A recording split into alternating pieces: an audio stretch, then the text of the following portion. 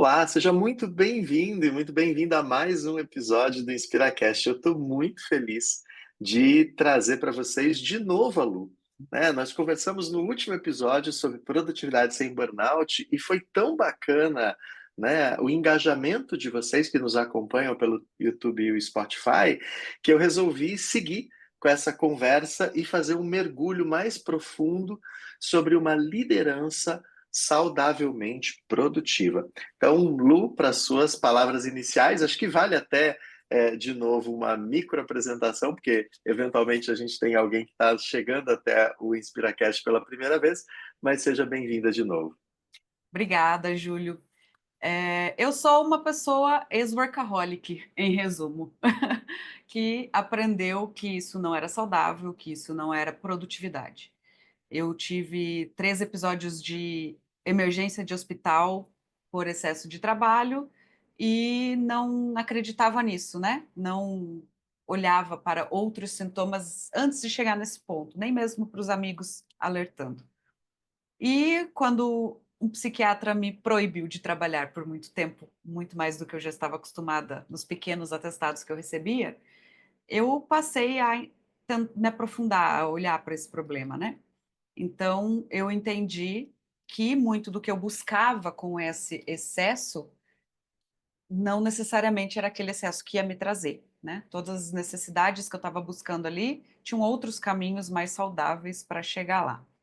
E também comecei a entender que aquilo não era produtividade, porque na verdade hoje se for fazer uma análise bem prática sobre o que acontecia comigo, é que se eu tivesse trabalhando metade do tempo que eu trabalhava, eu teria produzido mais e melhor.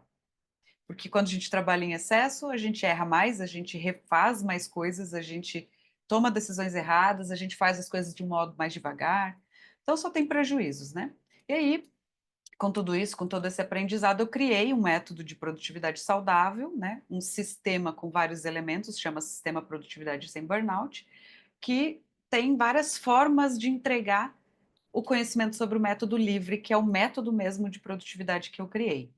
O sistema tem workshops, palestras, cursos, treinamentos em company, né, depende do que a pessoa está precisando ali de nível de profundidade, para a gente aplicar esse método que começa com isso que me faltava, que era conhecer realmente as minhas próprias necessidades, para entender como eu, como pessoa, como indivíduo, podia melhorar na minha produtividade. E isso foi me fazendo evoluir para todos os conhecimentos que eu já tenho de liderança, né, já fui líder por muitos anos, fui, líder inclusive de pessoas que não estavam sob minha gestão, porque trabalhei por muitos anos coordenando projetos com líderes hierarquicamente acima de mim, sob minha gestão, né, então eu fui um tipo de líder muito atípico, então, da minha experiência e também da academia, né, eu tenho 3 pós-graduações, uma delas especificamente em gestão e liderança, as outras relacionadas. Então juntei tudo isso, a minha experiência, meus testes, minhas validações e surgiu o Método Livre para ajudar tanto as pessoas serem mais produtivos na própria vida, quanto líderes trabalharem para que o seu time seja mais saudavelmente produtivo. Legal. Hoje, assim, até em função do feedback que a gente recebeu do episódio anterior, eu queria mergulhar, como eu disse, um pouco mais sobre essa liderança Uhum. saudavelmente produtiva, porque talvez um dos mitos a respeito de produtividade seja justamente o adjetivo que você se ex-deu ou se tirou, ao longo da sua trajetória, e para você ser um líder produtivo, você precisa ser workaholic, você precisa trabalhar 20 horas por dia, você precisa estar disponível no final de semana, você precisa acionar o seu time no final de semana, né? E são todas, sem dúvida nenhuma, práticas ou exemplos de prática que fazem tudo, menos contribuem para a produtividade.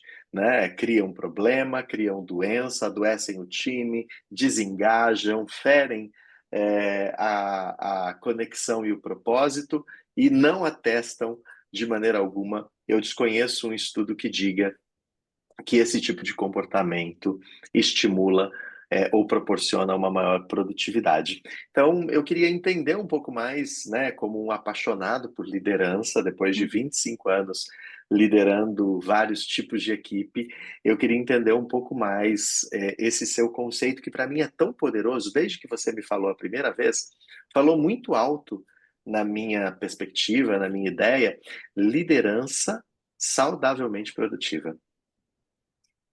Eu adicionei essa palavra nos meus produtos, nas minhas ideias, nos meus conceitos, para mim, de uma forma redundante, né? Porque para mim, produtividade, se ela não é saudável, ela não é produtividade. Mas como a gente tem essa visão distorcida ainda no mundo corporativo de que produtividade é simplesmente fazer muito, eu adicionei para ficar mais claro, não, produtividade ela tem que vir acompanhada de sustentabilidade, senão ela não é produtiva de verdade. Quando a gente está falando de liderança, não é um clichê bobo quando a gente fala que o líder deve ser exemplo. É porque na prática ele é o exemplo mesmo que ele não queira. Mesmo que ele não esteja ele não adianta nada um líder falar para o time, olha só, não façam do jeito que eu faço, descansem, é, cuidem do intervalo de vocês, porque se ele não fizer, o que que ele está falando para o time? Para eu estar no lugar que ele está hoje, eu preciso fazer como ele faz. Então, eu preciso seguir esse mesmo caminho. Eu vejo muito esse paralelo em questões de decidir o home office da empresa, né? Ah, todo mundo pode estar em home office, menos o líder. Por quê? Então, para eu ser líder, eu não posso trabalhar de casa? O líder não consegue me liderar à distância? Qual é o problema que está aí? E aí eu também passo uma mensagem para o time que ele tem que agir conforme o líder está agindo. Então, qualquer atitude do líder, ele dizendo o contrário ou não, vai servir como exemplo para quem também quer liderar. Então, é isso que a gente precisa alertar a liderança, né? Se você não for um líder saudavelmente produtivo, você não vai conseguir resultados no teu time e vai adoecer teu time e, por consequência, trazer prejuízo para a empresa. Perfeito. E eu acho interessante a conexão que você faz de que uma liderança saudavelmente produtiva, ela começa na liderança pelo exemplo. Eu particularmente também defendo muito a liderança pelo exemplo. Acho que alguns líderes confundem liderança pelo exemplo com uma liderança de vitrine, né? Uhum. Liderança pelo exemplo não é você querer se colocar num pedestal para que as pessoas te admirem, Uhum. e te validem, né? Liderança, por exemplo, é você realmente saber como conectar o seu time e exercer vários papéis ao longo do processo, de forma que o time sinta que você está à frente do projeto, de forma que o time sinta que você também faz parte do projeto. Você não vai, também não acredito naquele papel de liderança, por exemplo, do líder que está sempre na execução, né? É sempre fazendo o papel do liderado. Isso também não é positivo, né? Eu acredito É num modelo de improdutivo. liderança improdutivo, É perfeito, improdutivo. né?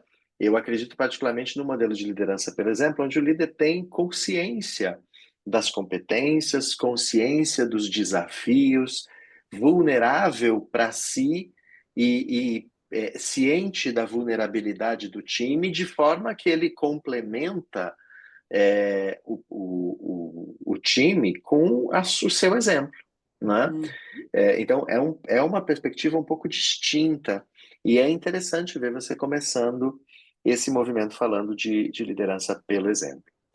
Quando a gente pensa nos impactos de uma liderança saudavelmente produtiva, talvez fique mais fácil para quem nos acompanha se fizer uma comparação. Um líder saudavelmente produtivo causa isso, e um líder que não pratica esse tipo de liderança causa o inverso. Então, se você tivesse que criar um mapinha de considerações, né, por exemplo, um líder que vai levar ao burnout, ele tem essa prática. Já o líder que lidera de maneira sustentável, ele vai ter esse tipo de prática. Você poderia fazer aí duas ou três comparações que ajudassem as pessoas que nos acompanham a entender melhor? Eu divido a produtividade saudável, o conceito de produtividade saudável, em duas premissas, em, em, em duas obrigações, né? Que se você não tiver essas duas condições, você não pode se considerar nem uma pessoa, nem uma empresa produtiva, que é a clareza de objetivos e a comunicação eficaz. Então, um líder que vai trabalhar de forma produtiva, sem adoecer o time e fazendo com que o seu time seja muito produtivo, é o líder que aprende a se comunicar de forma eficaz. E aprender a se comunicar de forma eficaz é também não atrapalhar o trabalho dos outros com a comunicação confusa.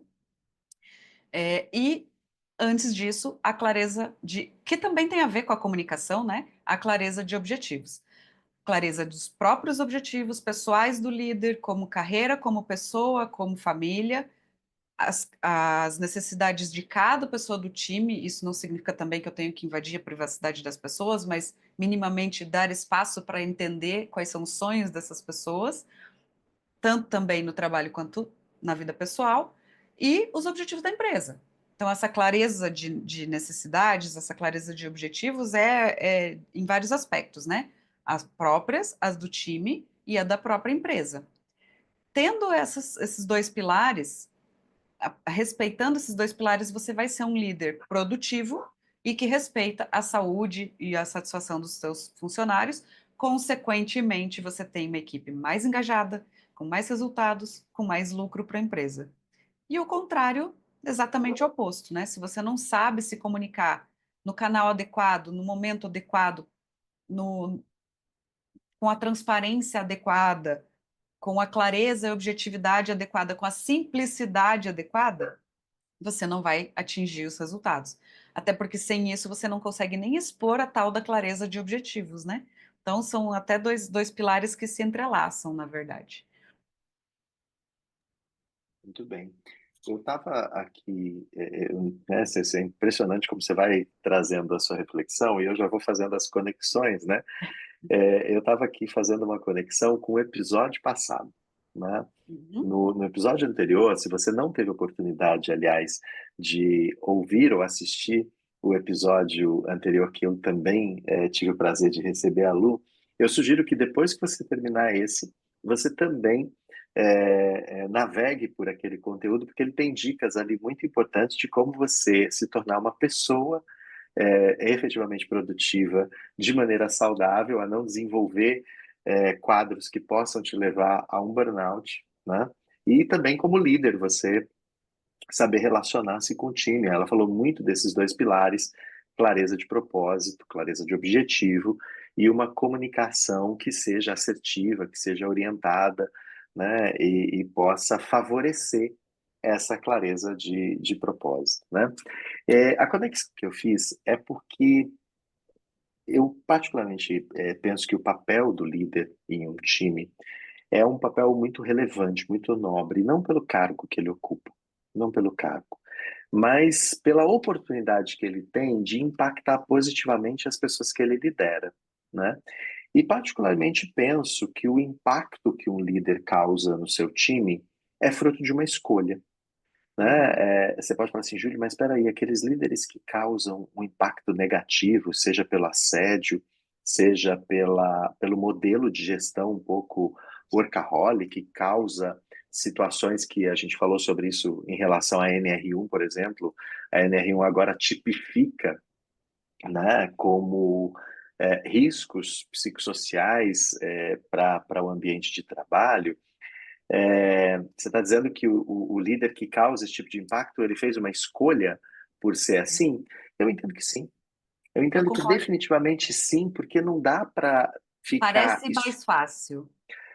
mas não dá para ficar escondendo essas situações embaixo de um véu de acaso ou de inconsciência. Porque se alguém chega em uma posição de liderança com tamanha inconsciência, nós temos aí um problema de escolha do líder que colocou aquele Que líder no lugar, escolheu ele. não é Com verdade? certeza, com certeza. Então, acho que tem aí um ponto expressivo, né? Para mim, portanto, liderar bem, liderar da maneira certa, é sim uma escolha. Uhum. E uma escolha por ter uma oportunidade de impactar positivamente e, portanto, uma responsabilidade de estar atento. Existem várias práticas, né? Desde alongar reuniões, não escutar as pessoas, não dar atribuições de maneira adequada, não validar o trabalho bem feito, criticar de maneira inconsistente um trabalho bem feito. E eu poderia listar aqui N posturas ou comportamentos que um líder pode tomar que podem causar, sim, um ambiente inseguro do ponto de vista da segurança psicológica, da Uhum. segurança emocional, e que podem levar o time ao desenvolvimento do burnout, né? Agora, não é só o comportamento, e aí é que eu quero passar a bola para você, Lu, não é só o comportamento feito do ponto de vista da ação, porque tudo isso que eu disse são ações, né? O líder faz esse tipo de coisas. Mas eu acho que tem uma responsabilidade do líder para se criar um ambiente seguro, um ambiente sustentável, produtivamente saudável, ou saudavelmente produtivo, né? Que é a atenção. Nós falamos no Uhum. episódio anterior sobre eu, enquanto indivíduo, estar atento aos pequenos sinais. Eu lembro que eu citei naquele episódio, ó, aquela dorzinha de cabeça, aquela dorzinha na coluna, aqueles primeiros sinais que eu mesmo tenho que perceber se eu estou caminhando para um quadro de burnout ou não. Agora, eu, na condição de líder, além de não praticar aqueles comportamentos que eu citei logo atrás, eu também tenho que estar atento a esses sinais em relação ao meu time, não é verdade? Uhum. Com certeza. Eu costumo tentar direcionar a minha fala para as pessoas que eu treino, levando num pressuposto de que ela está agindo sempre de má fé, que se ela tem comunicação ruim é porque ela ainda não aprendeu a ter uma comunicação melhor, né?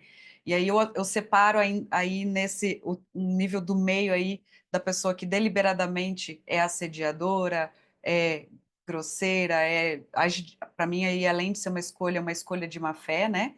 Aí tem aquele que não escolheu se desenvolver ainda nessas atribuições. E aí vem o líder realmente saudavelmente produtivo que vai evitar o burnout, que é o que já está bem habilitado aí com todas essas características que a gente falou. Os sinais, o líder ele tem que ter, primeiro, né, como você já falou, perceber em si mesmo, porque a hora que aparece nele esses sinais, é muito provável que em breve apareça no time também. Mas é mais fácil ver no outro. É mais fácil enxergar no outro. Então, se o líder começar a perceber agressividade, falas que pareçam não estar dizendo tudo o que tem que dizer, que talvez a pessoa não esteja confiando no que ela pode e não pode dizer, irritabilidade mesmo, a a informação confusa, um entendeu uma coisa, outro entendeu outra, e aí executou-se tudo em cima dessas informações erradas. Quando as coisas começam a chegar no ponto de ter trabalho errado, de ter trabalho não entregue, de ter trabalho incompleto, ou de projetos prioritários não serem realmente priorizados, tudo isso é um sinal de que o burnout ou já está por ali, ou ele vai chegar. Então, tem os sintomas realmente, né, emocionais do time, mas tem também os sintomas do próprio trabalho, do resultado do próprio trabalho, que começa a ficar uma bela de uma porcaria quando você está numa gestão assim, né, de falta de controle do equilíbrio, de falta de clareza, de falta de comunicação, de falta de priorização, de delegar errado, de não valorizar o desempenho e o desenvolvimento do time, né? Tem muito líder que exige coisas do time, mas não dá espaço para isso. Então, eu quero que você se desenvolva. Mas se ele pedir 1 hora por semana para fazer um curso, não, vai fazer fora do seu horário de trabalho. Então, não dá nem a oportunidade, às vezes, para as pessoas melhorarem o próprio desenvolvimento e o resultado que o líder espera, né? Então é isso, a atenção tem que estar ali para si mesmo, para o time nas emoções e também no resultado do trabalho. Se o trabalho está degringolando, é um sinal claro de que isso vai virar uma bomba em algum momento. Perfeito. Eu estava me lembrando aqui de uma situação que, para mim, ela me falou muito alto à época quando aconteceu, que foi de um líder que, num determinado determinado trabalho de cultura, né, de avaliação de elementos de cultura daquele time, ele se chocou quando ele percebeu que o time dele tinha muito mais, mas muito mais mesmo, né, rotatividade do que os demais Uhum. times daquela empresa, né? E ele olhou para aquele cenário, né, como sendo assim, nossa, eu sou o cara mesmo, porque aqui quem é bom tá aqui, quem não é, sai Promovido. fora, né? E a imagem, na verdade, você falou isso no episódio anterior, é importante a gente resgatar, a imagem, a reputação que aquele líder tinha dentro daquela empresa era exatamente o inverso, né? Ninguém queria trabalhar com aquela pessoa, porque sabia que faltava clareza, faltava propósito, faltava responsabilidade. Então, na primeira oportunidade, as pessoas iam para outra empresa ou para outro setor. E o nível, portanto, de rotatividade daquele setor era extraordinariamente maior. Esse é um sintoma, por exemplo, de um líder que causa um impacto ruim, né? E que faz com que as pessoas tenham uma certa repulsa de trabalhar junto com ele. Né? Ninguém quer, em sã consciência, mesmo hoje em dia, né, com a chegada das novas gerações ao mercado de trabalho e até agora as posições de liderança, a gente já vê aí, né, nos primeiros quartis de liderança, por exemplo, pessoas que são da geração Z, né, ocupando posições relevantes nas organizações, ninguém quer ser, mesmo que seja para ser promovido, ir para um ambiente que não é saudável.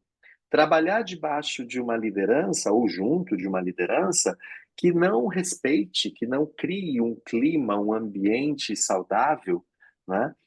Então, tem um papel de responsabilidade do líder que é justamente de conseguir criar condições para que as pessoas ali trilhem a sua vida com intensidade. Afinal de contas, a gente não pode esquecer, né? É no trabalho que as pessoas passam a maior parte do Uhum. seu tempo útil, Sim. né? Não adianta ali, tem líder que fica 10, 12, 14 horas no trabalho, isso significa tranquilamente aí 60, 70, 75% do seu tempo útil. E aí? Né? Você vai continuar criando um ambiente ruim, propagando um ambiente ruim, e depois, quando um colaborador sai de licença, né, por conta de uma questão de saúde física ou de saúde emocional, você não consegue enxergar a sua cota de responsabilidade nesse processo, né? É, Você acha que é a culpa ou é desculpa, né, é do fraqueza. colaborador? É, Fraqueza, essa é uma palavra extraordinária, fraqueza, né? tem. Esse é um. Vai Desculpa, lá. pode. Não, não, imagina. Eu ia só concluir dizendo, esse é um tópico assim super interessante, fraqueza. É realmente são sintomas específicos, né, de uma liderança ruim, mas eles são sintomas que acontecem normalmente depois de todos os mais básicos, né? Se você não observou os sinais no caminho, você vai chegar nesses sintomas que o pior deles ali para a empresa é a pessoa de talento ir embora, né? O que acontece? Nem todas as pessoas têm oportunidade de mudar de setor, mudar de empresa, né? Elas acabam se obrigando a aguentar aquilo por muito tempo. Por isso que esse sintoma ele aparece depois que a coisa já está bem feia. E aí são três sintomas relacionados a isso, né? Que é o absenteísmo, a pessoa começa a faltar muitas vezes, a ausência mesmo, que é quando ela realmente atestado e tal. E o para mim pior de todos é o presenteísmo, que a pessoa está trabalhando, mas ela não está conseguindo fazer absolutamente nada de relevante. E nem ela mesma percebe isso às vezes. Isso acontece muito porque as pessoas às vezes têm medo de apresentar um atestado, e isso já aconteceu comigo em alguns momentos. Eu já trabalhei doente muitas vezes por ter receio de me considerarem não pronta para uma gestão por eu ter tido uma crise de ansiedade, por exemplo. E aí isso causa o presenteísmo. A pessoa está ali, mas ela está arrastada trabalhando. Então, e isso, inclusive, afeta, demora para dar um reflexo nos números, né? O- as- Saiu recentemente uma pesquisa dos afastamentos pelo INSS sobre por questões de saúde mental, e aumentou de 70% o número de afastamentos de 2023 para 2024.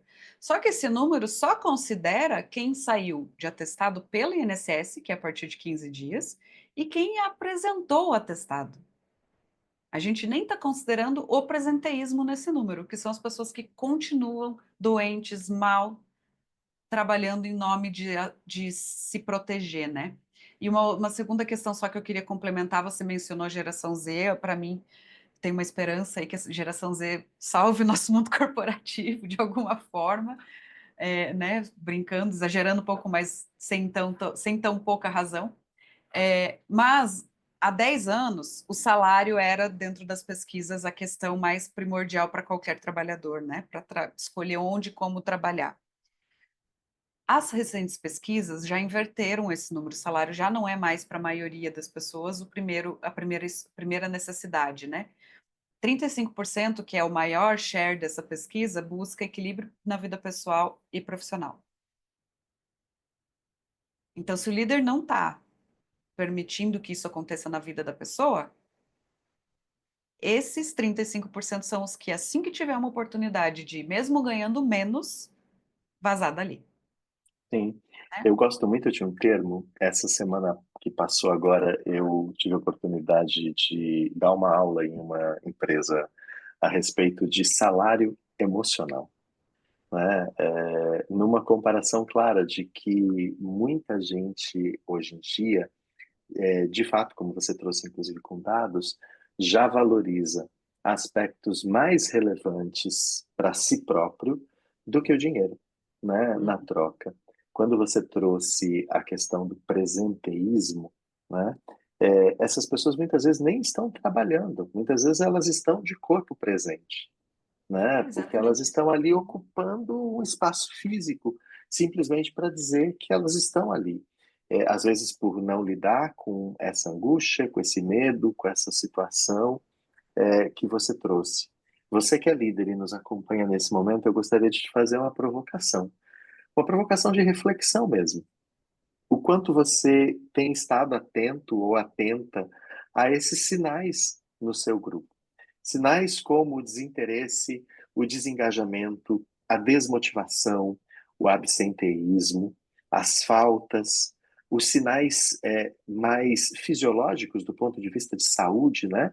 Sinais como frequentes dores de cabeça, frequentes dores de estômago, frequentes dores de coluna, que via de regra são os três primeiros pontos que o nosso corpo tenta expressar de alguma forma que tem algo errado. E a conjunção desses três pontos talvez seja o primeiro sinal importante de que tem algo de fato muito errado.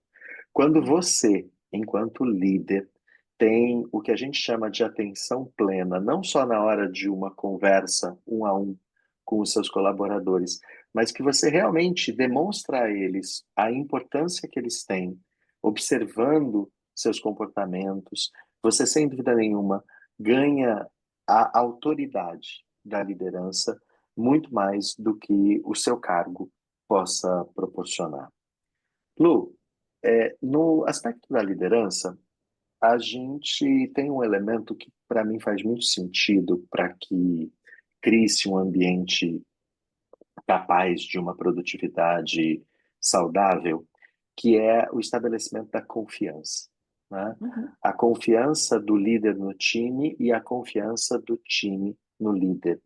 Eu queria que você trouxesse um pouquinho a sua percepção a respeito do quanto a confiança é esse motor de potencializar uma liderança saudavelmente produtiva. A falta da confiança cria um time completamente dependente do gestor, né? Ele não consegue alimentar a autonomia e a liberdade de um time se ele não confia no próprio time. E o time também, não, se ele não tem confiança de que o que ele está fazendo está indo para o caminho certo, ele também não consegue resolver problemas sozinho. Ele não consegue sair dos problemas sem que o líder tenha que interferir. E se você não consegue dar autonomia, você centraliza tudo em você, né? Você, como líder, acaba tendo que tomar pequenas decisões que são verdadeiros ralos de tempo e energia, como eu costumo dizer para os meus alunos. Para que você consiga essa confiança, tanto do time, para que o time saiba que ele pode tomar aquela decisão sem me perguntar, eu preciso desenvolver essas pessoas de habilidades, né? Hard skills, soft skills, todas as necessárias ali. E eu preciso também trabalhar o que a gente já mencionou no outro episódio, da vulnerabilidade. Quando a gente fala que o líder ele tem que ser um exemplo, se as pessoas não sabem absolutamente nada sobre a minha vida pessoal, e aí, de novo, resguardados os limites da privacidade que cada um quer abrir ou não, né? Mas minimamente quais são os meus sonhos, quais são os meus hobbies, o que que eu para onde fui viajar no final de semana, se eu me diverti, se eu não me diverti. Esse tipo de conversa faz também você conhecer as pessoas nesse nível e a confiança, a conexão vai acontecendo de uma forma mais natural. A ponto de, quando as pessoas precisarem de uma flexibilidade no horário de trabalho, nas regras de trabalho dela, para resolver um problema pessoal, ela não tenha que achar que só pode fazer esse pedido para o líder dela se isso estiver expressamente normatizado, expressamente escrito mesmo que aquilo é permitido. Porque ela, não confiando que o chefe dela vai pelo menos ouvir e tentar acolher essa necessidade, ela não vai nem pedir. Aí vem as mentiras, vem o falso atestado, vem um monte de problema que vai mais tarde gerar prejuízo, o tal do absenteísmo também e a saída dessas pessoas. A confiança é essencial e aí, a partir da se demonstrar vulnerável para que as pessoas se sintam também tranquilas de demonstrar a própria vulnerabilidade, vai fazer essa confiança aflorar. Quando eu digo também como líder que eu não sei um assunto, que eu não tenho uma resposta, e peço ajuda para o meu time para me orientar nesse caminho, eu também estou demonstrando para ele que ele também tem direito de me corrigir quando eu estiver errado. Porque senão acontece aquilo também que você mencionou no outro episódio, né? Um monte de gente concordando comigo por medo de me dizer que eu posso ter um caminho melhor para seguir e não me dizem. E aí a gente leva toda a empresa para um buraco por falta de confiança. Então, essa demonstração de tá tudo bem estar vulnerável é essencial para que a confiança aconteça e com essa confiança também reduz o microgerenciamento, reduz o excesso de comunicação, etc., né? Umas questões mais práticas aí que aparecem por falta de confiança. E lembre-se, né? Vulnerabilidade não significa se assumir fraco. Ao Vulnerabilidade contrário. significa saber das fraquezas que você tem e lidar com elas com naturalidade. Isso se transforma, na verdade, em uma fortaleza, Exato. né? Porque você deixa de ser impactado, você deixa de conviver com uma série de fantasminhas e você convive com aquilo que você de fato é.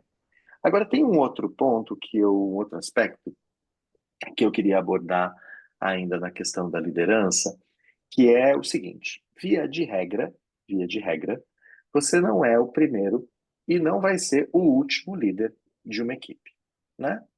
E quando você assume um time, você herda um legado de modelos de liderança anteriores.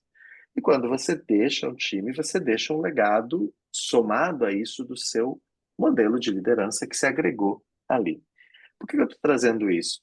Porque é importante para quem exerce uma posição de liderança, né, para o líder, para uma líder, ter convicção de que ele chega dentro de um organismo vivo, que é um time, né, se integra a esse time e começa, obviamente, pela sua posição de comando, a influenciar o comportamento daquelas pessoas, mas essa influência vai se dando gradativamente no tempo, né? Uhum.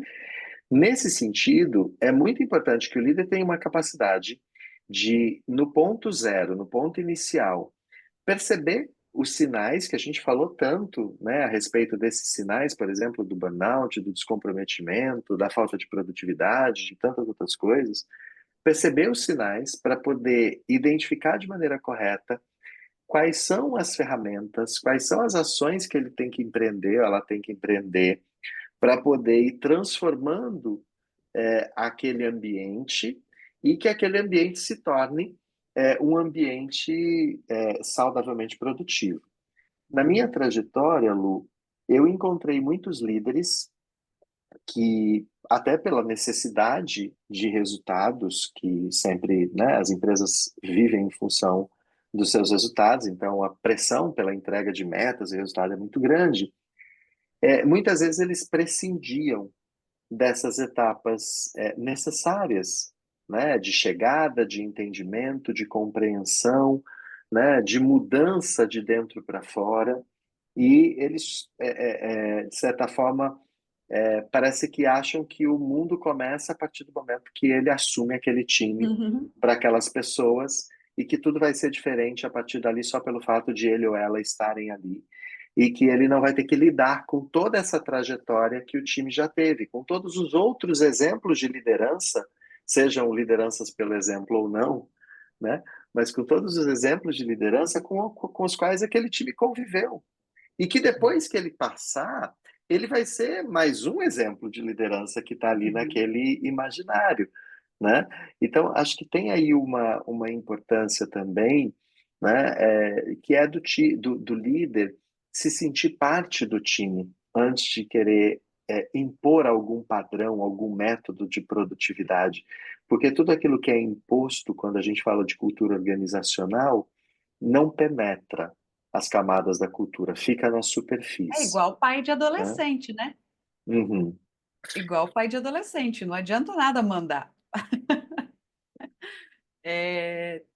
Posso responder? Te interrompi. Deve, na verdade, deve comentar, com É certeza. que parece que você foi falando e eu fui revivendo a minha história, assim.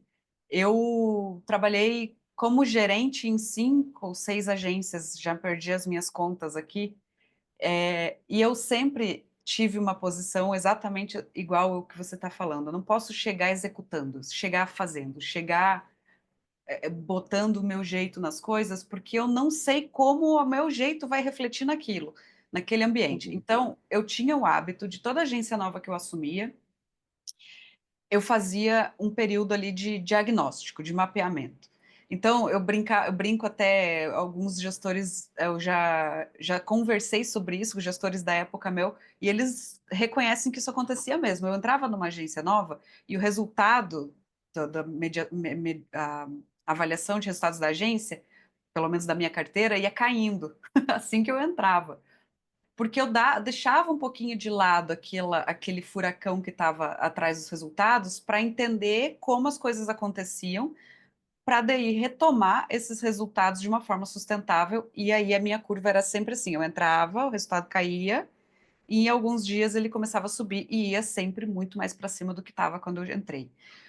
Porque eu dava muito valor para isso, eu sempre dei muito valor para isso, mapear a situação, e aí vai de vários aspectos aí que você precisa mapear, né?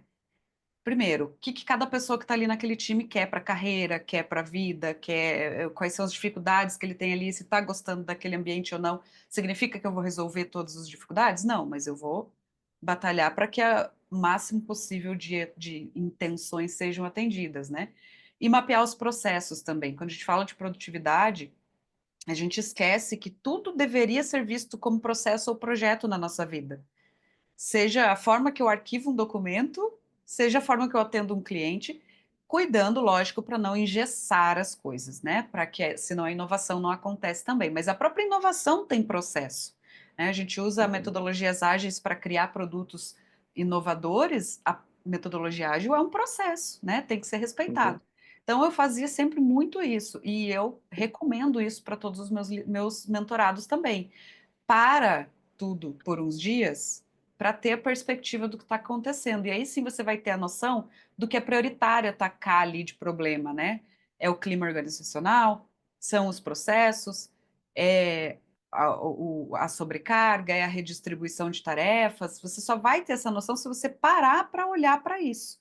E isso tem que ser feito com uma certa rotina também, não só na primeira vez que você entra no time, né? Isso tem que ser meio que um hábito, né? Tá observando as mudanças positivas e negativas e reagir a elas. A gente estuda também metodologias ágeis, né? E Darwin dizia isso. Não é o mais rápido que evolui melhor, não é o mais forte, é aquele que se adapta mais rápido. Então, se eu consigo ter esse olhar sempre de quais são os pontos que eu preciso melhorar e aí tratar esses pontos de melhoria, eu vou ter times saudavelmente produtivos e a minha liderança vai ser um sucesso. Sem dúvida, sem dúvida. Adaptabilidade não é só a palavra da vez. Adaptabilidade, sem dúvida nenhuma, é uma das competências mais inteligentes desse momento. E você que nos escuta em mais esse episódio do InspiraCast, fica aqui mais uma provocação. O quão adaptável eu sou? Qual é a minha tenacidade, né, para resistir a determinados movimentos, mas também me adaptar àquilo que precisa para que eu possa fluir de uma maneira melhor junto do meu time, junto da organização. Lu, chegamos ao fim de mais um episódio. Eu quero mais uma vez agradecer a sua disponibilidade, inclusive, da gente falar aqui sobre produtividade sem burnout, sobre uma liderança saudavelmente produtiva. É uma honra receber você aqui no InspiraCast. Tenho certeza que as pessoas que nos acompanham tiveram grandes insights para suas vidas pessoais e profissionais.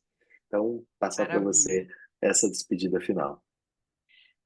É, de novo, né, Júlio, quero reforçar que essa necessidade de ter clareza nas próprias necessidades dos outros e da empresa e a comunicação eficaz são os pilares da produtividade saudável. E se um líder pretende extrair o melhor do time dele, ele precisa ser habilitado para que essas, né, ele precisa desenvolver essas habilidades e também desenvolver no time, estimular que o time desenvolva essas habilidades. Antes de cada pessoa do time ser um excelente técnico naquele assunto que ele tem que dominar, isso tem que acontecer sim, mas antes disso, ele precisa saber o que fazer com todas essas habilidades de uma forma eficiente, né? Senão, é um talento desperdiçado.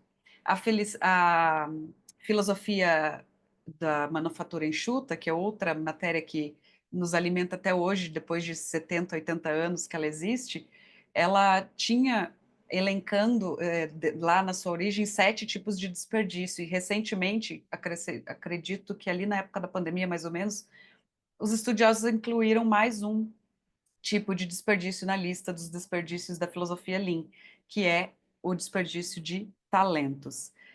Se eu não conseguir aprimorar os meus talentos para que eles entreguem de uma forma produtiva, sustentável, eu vou perder eles mais cedo ou mais tarde, né? E eu queria só concluir com uma frase que uma das teorias também que embasam o meu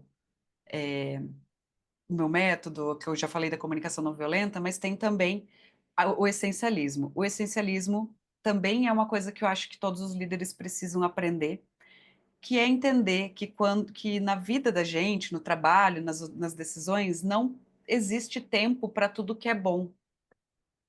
E a gente costuma aceitar tudo que é bom por medo de perder aquela oportunidade.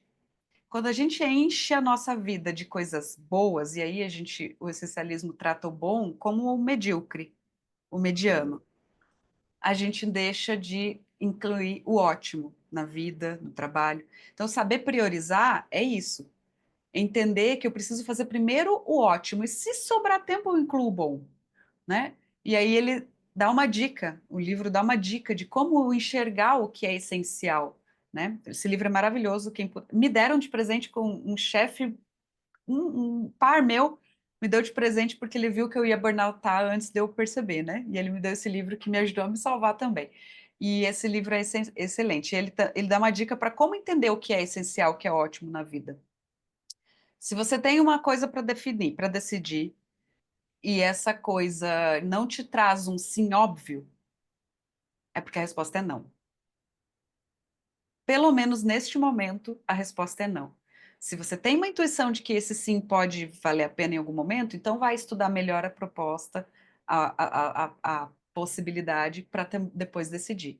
Mas de cara, se você não tem um sim óbvio, um sim óbvio, a resposta tem que ser não. Aí assim a gente começa a filtrar o que realmente tem que ser feito, o que realmente tem que ser priorizado, o que realmente tem que ser valorizado. Porque produtividade é saber o que não fazer antes de saber o que fazer, né? Então, Perfeito. essa dica aí do livro, e que eu acho que essencial, com perdão do trocadilho, para qualquer pessoa que pretende melhorar a própria vida como profissional e como pessoa mesmo. Que bom.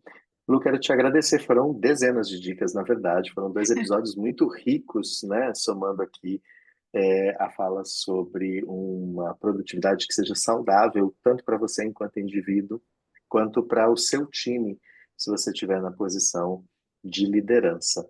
A vida é feita de escolhas. E escolher tem os dois lados, né? Você escolhe o que fazer e escolhe o que não fazer. E E tudo não isso fazer. impacta na sua produtividade e, consequentemente, na sua felicidade. Bom, se você ainda não segue o InspiraCast, aproveita esse momento e segue o nosso canal no YouTube ou se torna seguidor desse podcast no Spotify. Toda segunda-feira a gente traz uma mensagem de inspiração para você que é líder ou não, para que você possa ter uma semana mais iluminada e com isso você consiga ter mais sucesso na sua condição, na sua posição. Um grande abraço a todos e até o próximo episódio. Obrigada, Júlia. Obrigada, galera. Valeu!